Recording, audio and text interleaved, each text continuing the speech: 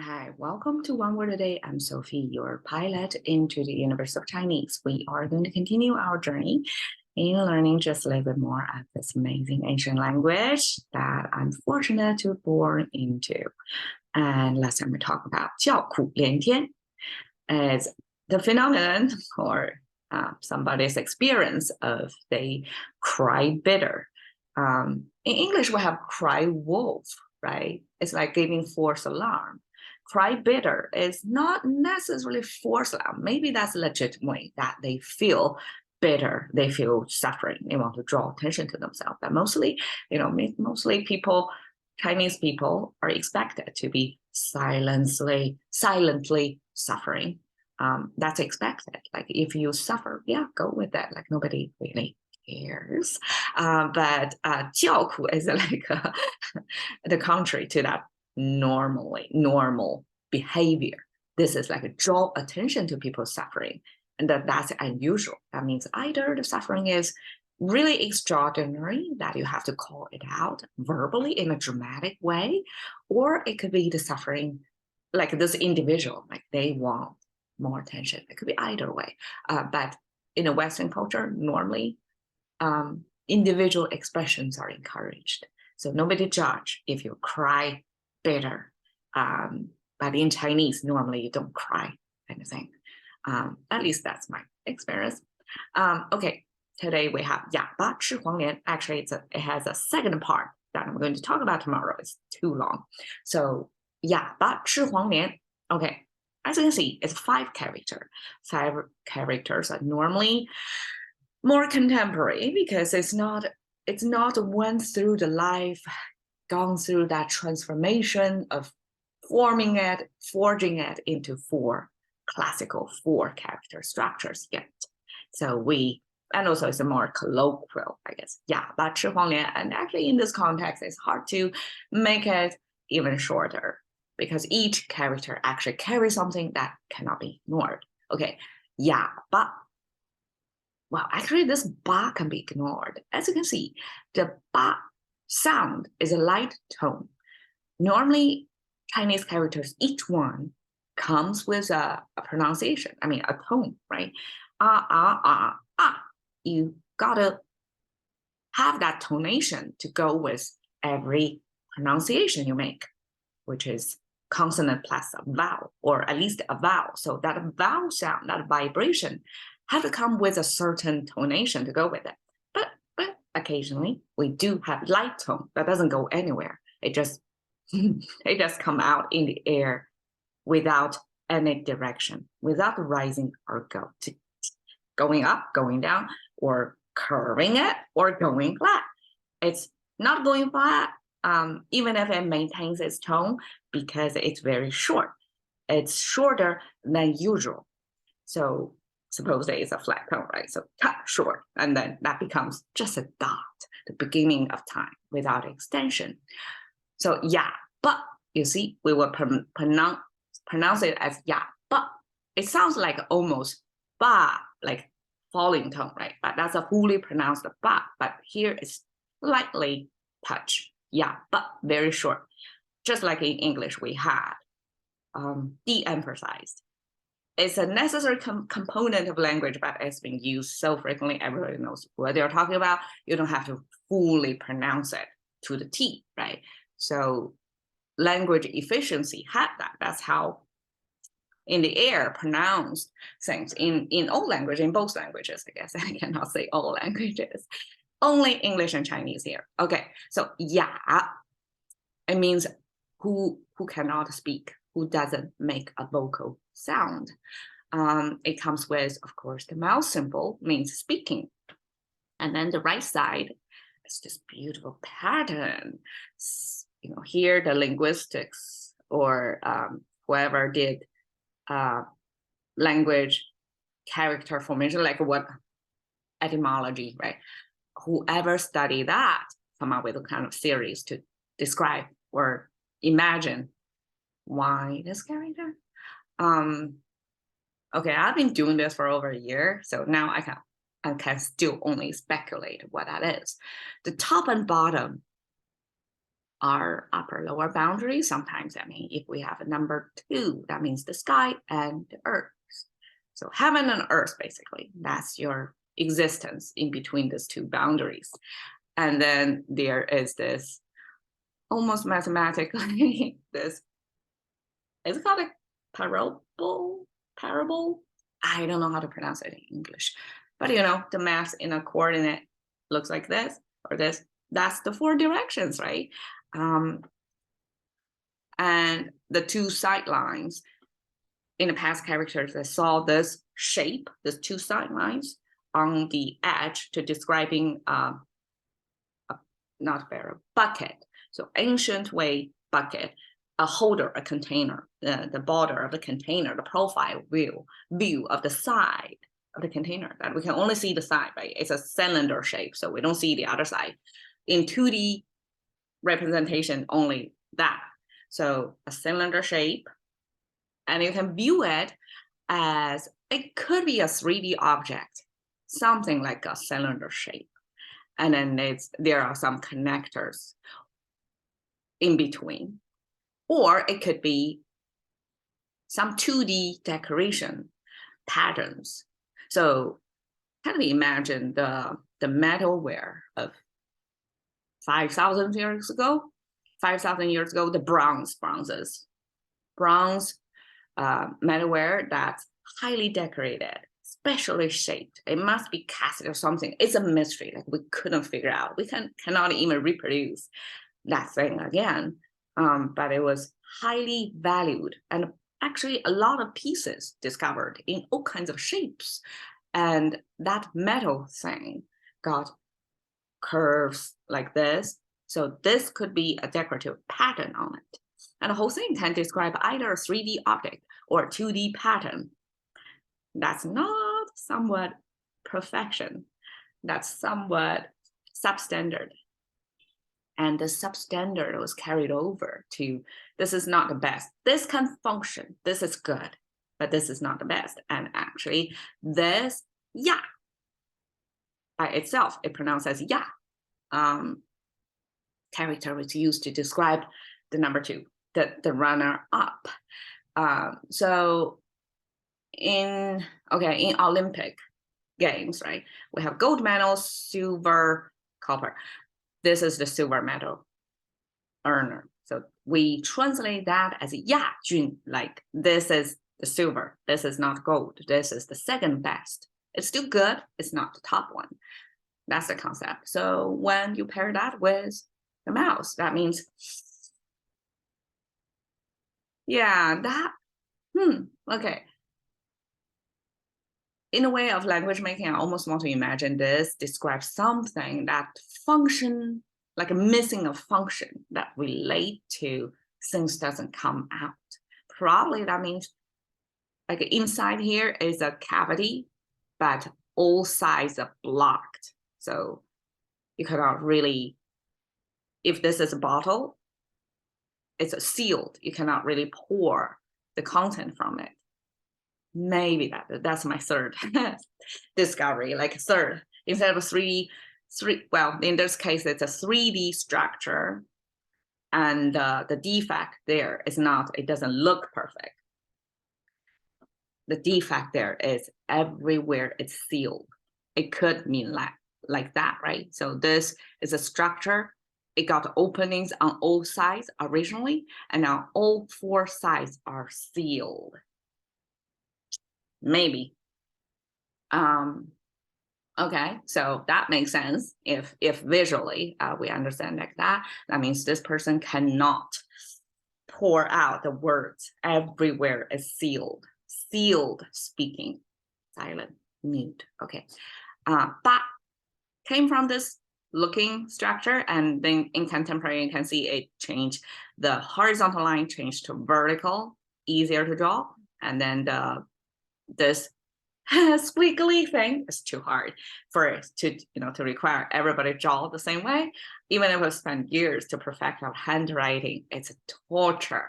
And imagine teach many people to write accurately these curves, not possible. So it got simplified to that. Reasonable, right? Still got kind of a tail thing. So the whole thing, yes, actually, this is the head portion, this is a tail. So this is some sort of animal, doesn't really have legs, but have a long torso, have a tail. So imagine what? Big snake. Okay. 吃 is commonly used. If you learn Chinese, maybe within the first semester, you're going to meet this, because this used to be the hello, hello, how are you doing in English? That's the opening sentence, right?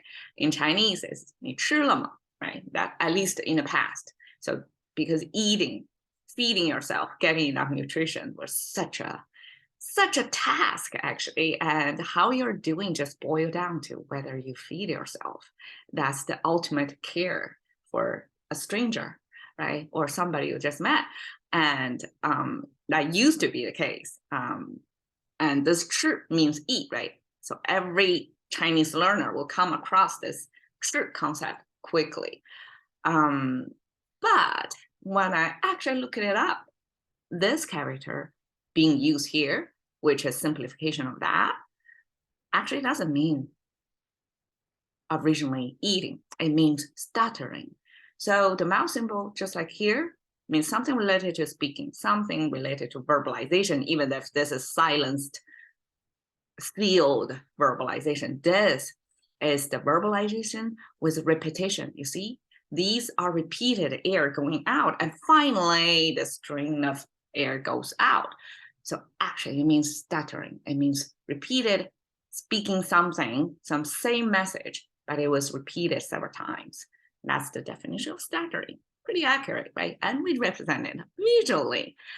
And then what's the original? Eating. So this is a replacer of a simplified version to represent eat, even if it means stuttering. It does have a mouth symbol. That's the only shared quality. The original eating concept is this, and this is funny, funny concept. Okay, we have the knife symbol. Okay, imagine your teeth are actually knives, micro knives to cut things up in your mouth, right? Making sense. And then here is a human figure, but originally, or a variation of that is to put a wood symbol. So this is a kind of a knife carving on the wood kind of image. And this is a result of this carving. And actually this character with one vertical line and three slanted, always this angle, slanted, sloped lines there. That means something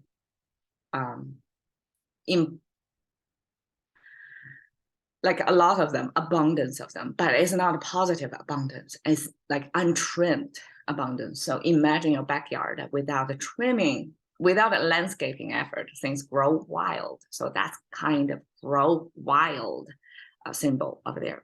So I guess here is to carve the right side. Eventually the whole thing means to carve messages inside. So we can understand this wildly thing would be original, some piece without carving. It's just a rough key piece. It's something from nature, something grown on its own, untrimmed. But once you add your human touch, this knife thing, working on the woodwork or whatever material, that is a formation to trim this untrimmed wild thing into something with human message on it. So that's our carving initially.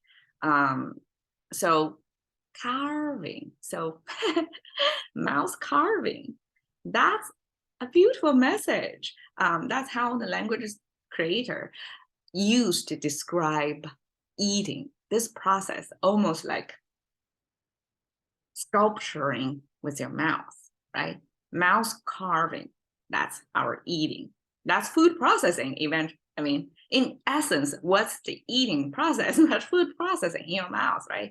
That's the last step of food processing. So that I view that as pretty accurate, but there is this twist of this is too complicated. Nobody wants to write that. Eventually people get lazy. They use this stuttering, this sound repeated. image to represent eating. Okay, so this is, the language learner, including me in contemporary, come across this character that doesn't connect the dots at all. Now we know how the eating concept was created and eventually replaced. Okay, Huang Lian together is a Chinese medicine's name. And it comes, I translate as a yellow link. So individually, this means color yellow, and this means connection, right? And Lian just like continuously that human walking with cart, like human man-powered vehicle, gotta be connected so that the manpower transmitted to the vehicle can move based on manpower. That's the link. And then this yellow came from this block with a cross in the middle. That's our field, because Chinese field is often cut into lots and distributed between different households. So that's our ultimate view of a farm field, how that looks like. It's cut up land, basically, with boundaries strictly calculated, probably, right? And then we have this with two separated thing hanging over there. That's our fire symbol. So fire symbol, normally they stay together, but in this language formation, they have this field underneath. It's like you layer two messages on top of each other, and you see the field in the background, and then you see the fire on the foreground, or vice versa. Anyway, the two characters actually visually overlap each other. Amazing, right? So the fire on top of field, and then on top of that, there is this 20, this letter 20. So 20 simply means many, many. Chinese did this repetition thing. This means air repeated. This means footstep repeated. Sometimes they can express it in 3 strokes. So that's repeated 3 times. That means a lot already. And when the language creators kind of express, I really want to give you this infinite, like a lot, they use 20 to it. So 20 fire, or 20, the whole image below of the field overlapping with the fire. That means vast land of field on fire. Okay, don't imagine a burning harvest, because that's tragic, right? Actually, that means the color when harvesting is happening, it almost like the whole field is on fire. That golden color, right? That's the harvest color. That's what, the agricultural society look forward to after a whole year of hard work, right? So that's actually a moment it's beautiful and it's satisfying, and it's your livelihood, basically. And this image was created to capture that vast land of golden color, the field in that golden color, and that capture that color to yellow. Makes sense, right? Long-winded. So, okay, 哑巴吃黄连. 哑巴 actually means somebody who can sealed vocal, right? So somebody who cannot speak. 哑巴 is Chinese way to say somebody is muted. So this mute person eat 黄连. 黄连 is Chinese medicine. As explained before, Chinese medicine expected to be bitter, and probably 黄连 is the most bitter of all, of commonly used, and that's a common shared Chinese experience. Is, unfortunately, you have to eat 黄连 to cure your disease, right? So that 黄连 was used to represent the ultimate bitterness.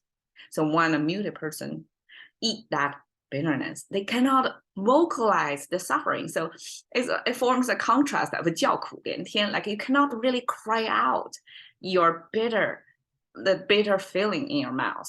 So this mute person have to cure, and they have to eat that bitter herb, but then they cannot vocalize their suffering. That it describes exactly that.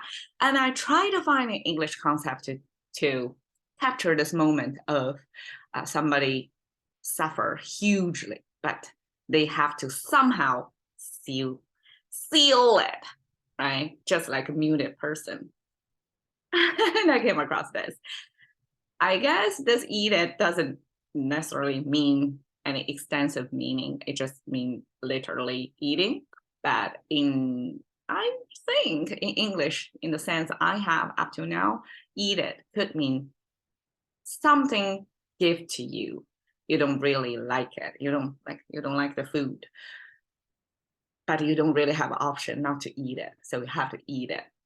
So eat it, kind of like the medicine you have to take. It's so bitter that you have to eat it. That's the culture cross-referencing that I could find. If I find a better one, let me know. Here we go. 哑巴吃黄连. We'll see what's next tomorrow. Okay, cash into currency of thinking by one word a day with Sophie. See you another day.